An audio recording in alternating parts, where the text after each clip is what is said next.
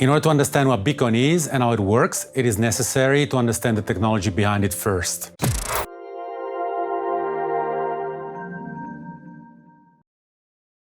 Welcome to today's session on cryptocurrencies. We're going to start with Bitcoin as the most known and the one with the largest market capitalization. The underlying technology is known as the distributed ledger technology, and it consists of different DLT concepts, which differ mainly in the way transactions are validated and stored. These DLT concepts have different concrete implementations called DLT designs. The blockchain is one of these designs, and it underpins digital currencies such as Bitcoin and Ethereum. A blockchain is a growing list of records called blocks that are linked using cryptography, where each block contains a cryptographic hash of the previous block, a timestamp, and the transaction data. By design, a blockchain is resistant to modification of the data.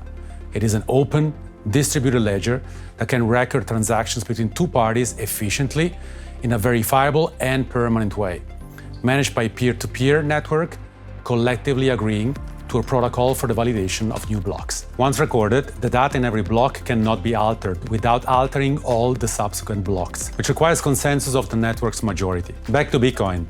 Bitcoin is a type of digital currency and a blockchain in which a record of transactions is maintained and new units of currency are generated by the computational solution of a mathematical problem, and which operates independently of a central authority. In other words, a decentralized digital currency, or, as stated by its creator, a purely peer-to-peer version of electronic cash that would allow online payments to be sent directly from one party to another without going through a financial institutions. Basically, money without a trusted intermediary. Bitcoin serves all functions of money. Number one, as a medium of exchange. Number two, as a unit of account, divisible in smaller units. And number three, as a store of value. This last point is an important one. Today's Bitcoin circulating supply is about 17.8 million. Unlike fiat currencies, which can be printed by central banks at will, the supply of Bitcoin is limited algorithmically at 21 million. This, by definition, makes it a deflationary asset, as opposed to inflationary one. Every 10 minutes, a block of Bitcoin transactions is solved by miners and added to the blockchain. The algorithm rewards miners with new Bitcoins, which are generated and added to the circulating supply. The distribution of new BTCs is known as the block reward. At the beginning, when Bitcoin first appeared, the block reward was 50 BTCs. This meant that every 10 minutes, someone, somewhere, was getting 50 Bitcoins delivered to their wallet. Currently, the block reward is 12.5 BTCs. Since 2009, the block reward was cut in half twice. This is a feature programmed into Bitcoin and occurs every 4 years or every 210,000 blocks. Once that number is crossed, the block reward is cut in half. This process is predetermined and will continue until the last Bitcoin is mined, sometime in the year 2140. The block reward halving tends to have long-term positive effects on the price of Bitcoin. Why this has happened? One common theory comes down to simple supply and demand. If fewer Bitcoins are being generated, the newly increased scarcity automatically makes them more valuable. But this doesn't happen right away.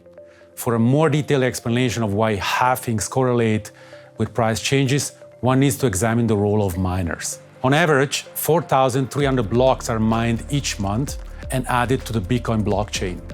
Right now, the block reward is 12.5 Bitcoins with a price of around $10,000. Doing the calculations, 4,380 multiplied by 12.5 multiplied by 10,000 gives approximately 500 million per month of revenues.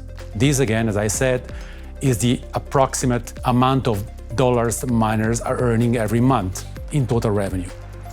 After the next halving, only half as many Bitcoins will be generated per day, which means 4,380 multiplied by 6.25, half of 12.5, multiplied by 10,000 is roughly 250 million per month. When this occurs, one of two things will happen. Miners will simply give up, or they will refuse to sell Bitcoins generated at a price below 20,000. History shows that it ends up being a mix of both. The first halving happened in 2012, and the price of Bitcoin went from $11 up to $1,100. The second halving happened in 2016, and the price went from $700 up to $20,000. In the first instance, nobody knew exactly what to expect from such an event. And in the second case, what we knew is that there was a lot of interest in cryptocurrencies in general because of Ethereum and the great boom in ICOs. The next halving is expected to happen sometime mid-2020, and the block reward will go down to $6.25. Now, if anything is different this time around, is that institutional investors have started to show interest in Bitcoin and cryptocurrencies in general. So if they come in and buy large chunks of Bitcoins, it might affect the price in ways that investors have never seen so far. We don't know if Bitcoin or any other cryptocurrency will take on the role of fiat currencies as we know them. What we do know is that in the case of Bitcoin, it stores 180 billion worth of value for several dozens of millions of investors. And in the last 10 years, it has never had 1 second of downtime. And as we speak, the interest from institutional investors is rising. My name is Francesco Adiliberti, and I'm the CEO of the Swiss Crypto Exchange. Thank you, and stay tuned for the next series.